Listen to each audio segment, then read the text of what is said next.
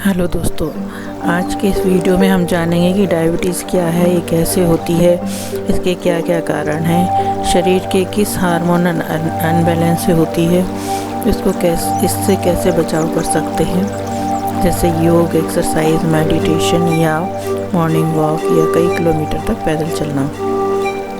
आपको डॉक्टर द्वारा बताए गए उपचार भी करने हैं और साथ में खान पान में बदलाव भी करने हैं। अभी हम ये जानते हैं कि ये है क्या। दुनिया भर में लाखों लोग इस बीमारी से ग्रसित हैं। इसको मधुमेह स्थानीय भाषा में बोला जाता है। वैसे इसे ब्लड शुगर कहते हैं। ये एक लाइलाज बीमारी है जो जड़ से कभी ख़त्म नहीं होती है, कंट्रोल की जा सकती है और इस पर केवल नियंत्रित किया जा सकता है। जिस भी व्यक्ति को यह बीमारी हो जाती है उसका इलाज बंद नहीं करना चाहिए, क्योंकि शरीर में ब्लड शुगर या ग्लूकोज की मात्रा बढ़ जाती है और जो ग्लूकोज हमारी ऊर्जा का प्रमुख स्रोत होता है।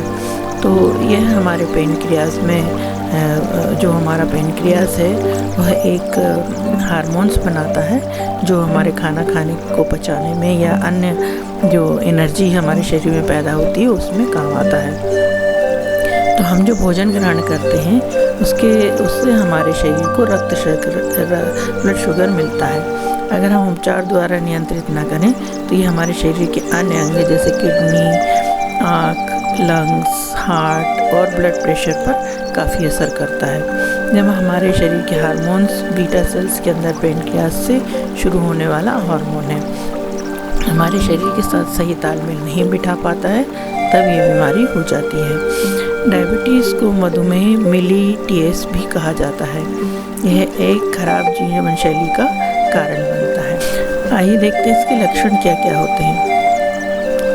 जब ये हमारे शरीर में प्रकट होती है तो हमें डॉक्टर के पास तुरंत जाना चाहिए। इसमें हमें भूख का बढ़ जाना, शरीर में का वजन अचानक से बढ़ जाना या अचानक से घट जाना, थकान और कमजोरी महसूस होना, घाव का जल्दी ना भरना, फोड़े फुंसी निकलना और यदि निकलते हैं तो वो जल्दी नहीं ठीक होते, आँखों की रोशनी धुंधली हो जाना, दांत के रोग हो जाना, हाथ पैर में झुनझुनी होना, पैरों व घुटनों में दर्द होना आदि ये कुछ लक्षण हैं जिससे इसको पहचाना जा सकता है। आइए चलते हैं इस वीडियो में हम योगासन के बारे में बात करेंगे और इस डायबिटीज़ से कैसे बचाव किया जा सकता है और घर में रहकर हम इसके क्या क्या प्रिकॉशंस कर सकते हैं। तो सबसे पहले हम जो भी योग करने जाते हैं, योग करने से पहले हमें अपने बॉडी को स्ट्रेच करना पड़ता है, यानी कि पूरे शरीर को खोलना पड़ता है। तो इसके लिए कुछ स्ट्रेचिंग एक्सरसाइजेज हैं जिसको मैं अभी आपको बताने जा रही हूँ।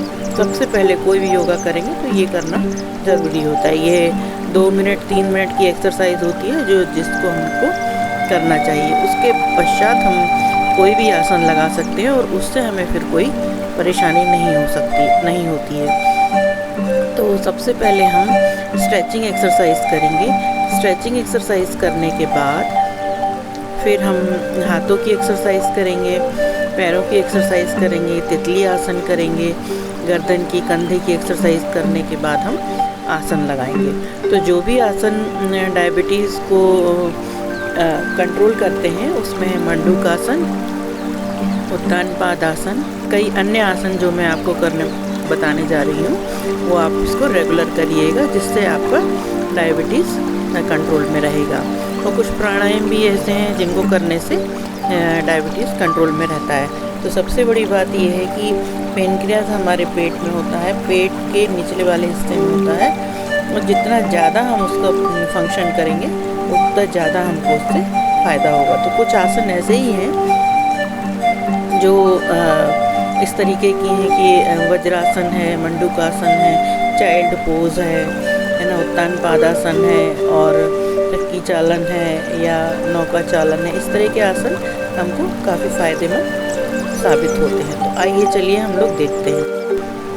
अब हम पहले वार्म अप एक्सरसाइज करेंगे। दोनों को हाथों को सामने रखकर और उंगलियों को चलाएंगे जो पूरी उंगलियां हमारी 10 उंगलियां चलनी चाहिए, नहीं तो कभी कभी ये जाम हो जाती है। हाथों को की एक्सरसाइज करने के बाद कोहनी की एक्सरसाइज के लिए हम इस तरीके से करेंगे, कंधों को लगाएंगे।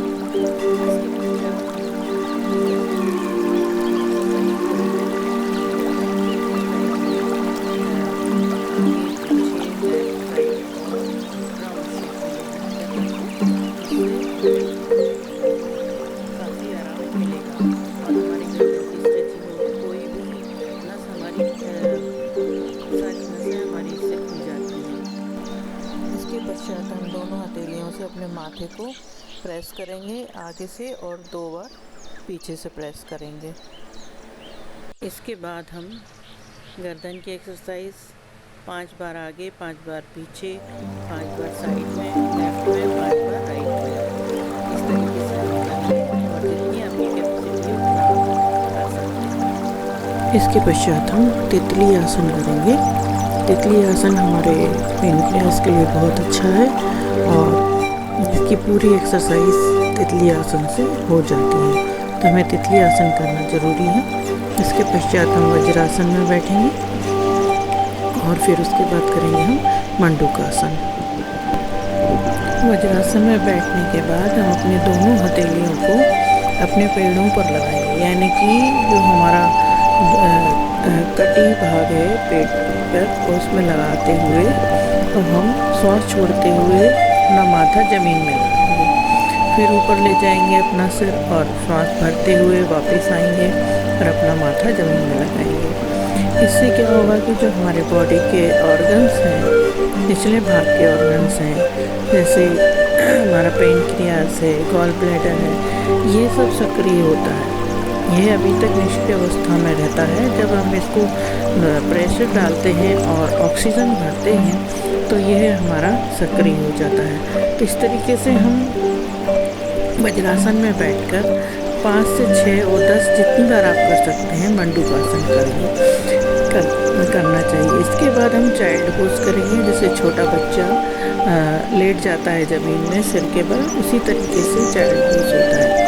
इससे भी हमारे पेट की जो ऑर्गन्स हैं उनकी अच्छे से मसाज होती है और हमारा ब्लड सर्कुलेशन, मेटाबॉलिक एक्टिविटीज़ बहुत अच्छे से होती है। तो इस तरीके से हम चाइल्ड पोज करते हैं और थोड़ी सी देर हम श्वास भरते हुए सुखासन में बैठेंगे। अर्ध मतेंद्रासन बहुत ही आसान योग है। इसमें सबसे पहले हम एक सीधे आसन में बैठ जाएं और उसके बाद बाएं पैर को मोड़ें और अपने दाएं तरफ को छूने की कोशिश करें। इसके बाद अपने दाएं पैर को अपने बाएं पैर के अगली तरफ ले जाकर रखें, दायां पैर अगली ज़मीन को छूना चाहिए। इसके बाद अपने शरीर को पैर मोड़ें और एक तरफ के विपरीत दिशा में तानें, खींचें, अगली तरफ पैर को छूने की कोशिश करें। इस मुद्रा को 20 से 30 सेकंड के लिए रुकें और फिर इसके बाद अगली मुद्रा करें। पश्चिमोत्तासन में हम अपने दोनों हाथ को ऊपर ले जाते हैं और दोनों पैर फैलाकर बैठ जाते हैं और दोनों हाथ से अपने पैरों की उंगलियों को छूने की कोशिश करते हैं थोड़ी देर के लिए। उसके बाद हम सुखासन में बैठेंगे। इसके बाद हम नाव संचालन आसन करेंगे। दोनों पैर फैलाकर बैठिए और अपने दोनों हाथों से इस तरीके से नाव चलाइए जैसे हम चप्पू चला रहे हों। तो इसमें एक बड़ा सा जीरो बनाया जाता है जो पैरों के पंजों से लेकर और पीछे तक कमर तक ले जाया जाता है। दोनों हाथों को इसी तरीके से हम करेंगे क्लॉक और फिर उसके बाद एंटी क्लॉकवाइज। ये आप 5 और 10 के रेशो में कर सकते हैं। तो ये आसन जो है हमें बहुत लाभदायक है और हमारे पेट के जितने भी ऑर्गन्स हैं सबके लिए बहुत लाभदायक है और इससे हमारा खाना अच्छे से पचता है और अच्छा अच्छे सीक्रेट्स होते हैं हमारे सारे खाना पचाने के एंजाइम्स जो होते हैं सारे बहुत अच्छे से सीक्रेट हो जाते हैं। और इस तरीके से हम नाव संचालन करते हैं। इसको हमें 10 से लेकर और 50 तक की संख्या में हम कर सकते हैं, क्लॉकवाइज और एंटी क्लॉकवाइज। कोई भी आसन करने के बाद हमें सुखासन में बैठना ज़रूरी है। कम से कम हम 10 मिनट 5 मिनट का सुखासन में बैठें और ब्रेक लें। उसके बाद हम दूसरा आसन करेंगे। तो अगले आसन की तरफ हम बढ़ रहे हैं। ये चक्की चालनासन है। इसमें दोनों पैरों को फैलाकर बैठते हैं और दोनों हाथों से मुट्ठी बांधते हैं और मुट्ठी इस तरीके से चलाते हैं कि जैसे हम चक्की चला रहे हों, विंड मिल चला रहे हों। जो पुराने ज़माने में चक्की पीसी जाती थी या कोई भी अनाज पीसते थे उस तरीके से हम करते हैं। तो आप देखिए, ये भी क्लॉकवाइज और एंटी क्लॉकवाइज होती है। ये पैरों के पंजों तक घुमाया जाता है, पूरा बड़ा सा जीरो बनाते हैं और फिर उसको छोटा छोटा करते हुए छोटा जीरो, फिर उससे बड़ा जीरो। तो इस तरीके से हम क्लॉकवाइज और एंटी क्लॉकवाइज 10-10 बार तो करना ही चाहिए कम से कम। उसके बाद जितनी आपकी कैपेसिटी है आप उसके अनुसार कर सकते हैं। तो ये क्लॉकवाइज और एंटी क्लॉकवाइज जो चक्की चालनासन है ये हमारे लिए बहुत लाभदायक है। ये हमारे शरीर को लचीला बनाता है और जो हमारे जो शरीर की हड्डियां हैं उनको भी लचीला बनाता है। हमारे पेट के लिए बहुत अच्छा है। हमारे सारे ऑर्गन्स इससे डील होकर बहुत अच्छा सा हमें रिजल्ट देते हैं। इसके बाद हम वज्रासन में बैठेंगे। वज्रासन जो है उससे हमारे पैर की जो नसें हैं वो दबती हैं और बहुत अच्छा हमको फील होता है। अब हम प्राणायाम की तरह बढ़ते हुए हम प्राणायाम शुरू करेंगे। सुखासन में बैठ जाइए ज्ञान मुद्रा बनाते हुए और सबसे पहले हम भस्त्रिका प्राणायाम करेंगे। फुल जो श्वास लेकर पूरी श्वास छोड़ेंगे तो ये भस्त्रिका प्राणायाम होगा। इसके बाद हम कपालभाति करेंगे। कपालभाति में मूलबंध लगाया जाता है और बैली के द्वारा स्ट्रोक से हमारा श्वास ऊपर की ओर छोड़ा जाता है। तो यह जो कपालभाति प्राणायाम है ये हमारे जो इंटरनल ऑर्गन्स हैं उसके लिए बहुत अच्छा है। पेन क्लास के लिए तो ये बहुत ही अच्छा प्राणायाम है और इसको हमें ज़रूर करना चाहिए। डायबिटीज़ के रोगियों को ये बहुत बहुत फ़ायदेमंद है। तो इसके बाद हम पूरी तरह से श्वास लेंगे और अगले प्राणायाम की तरफ बढ़ते हुए अगला प्राणायाम हमारा अनुलोम विलोम प्राणायाम है। और ये अनुलोम विलोम प्राणायाम में हम एक नासिका से श्वास भरते हैं और दूसरी से छोड़ते हैं और एक को बंद रखते हैं और दूसरी से श्वास छोड़कर उसको बंद करते हैं, फिर दूसरी नासिका से श्वास लेते हैं। फिर इस तरीके से हम अनुलोम विलोम प्राणायाम करते हैं। इसमें हमारा जो ऑक्सीजन है पूरे लंग्स के बॉटम तक पहुंचता है और हमारी सारी जो लंग्स की जो सक्रिय कैपिलरीज हैं उनको ये सक्रिय करता है और ऑक्सीजन पहुंचाता है। इससे हमारा ब्लड सर्कुलेशन ठीक होता है, मेटाबॉलिक एक्टिविटीज़ ठीक होती है और सारा सिस्टम जो हमारा है वो बहुत अच्छा हो जाता है। कोई भी एक्सरसाइज करने के बाद हमें प्राणायाम करना बहुत ज़रूरी है, जिससे हमें बहुत आराम मिलता है और बहुत शांति अनुभव होती है। बॉडी को भी बहुत शांति का अनुभव होता है। अगले प्राणायाम की तरफ बढ़ते हुए अगला प्राणायाम हमारा भ्रामरी प्राणायाम है। इस प्राणायाम में हम दोनों हाथों से अपनी आंखें बंद करते हैं और एक उंगली माथे पर रखते हैं, 2 उंगली से अपनी आंखें बंद करते हैं और एक उंगली से कान बंद करते हैं। इस तरीके से हम श्वास लेते हैं और श्वास छोड़ते हैं और ओम का जप करते हैं। भ्रामरी में भौरे के गुंजन जैसी आवाज़ होती है जो हमारे दिमाग में वाइब्रेशन उत्पन्न करती है और ऑक्सीजन पहुंचाती है। तो इस तरीके से हम भ्रामरी प्राणायाम करते हैं और ये हमारे प्राणायाम जो हैं हमें बहुत ऑक्सीजन पूरे बॉडी को पहुंचाते हैं, हमारी सारी सिस्टम को प्यूरिफाई करते हैं। और इस तरीके से हमें भ्रामरी प्राणायाम, कपालभाति, भस्त्रिका और अन्य प्राणायाम जरूर करने चाहिए। तो इस तरीके से हम भ्रामरी प्राणायाम करने के बाद दोनों हाथों को मलते हुए अपनी आँखों में लगाएंगे और ये भ्रामरी प्राणायाम हमारा कंप्लीट हुआ।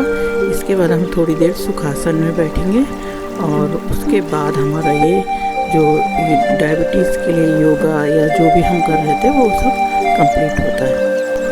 आप सभी से अनुरोध है कि ये जो प्राणायाम या एक्सरसाइज जो भी मैंने बताई, आसन वगैरह, ये आप ज़रूर करें।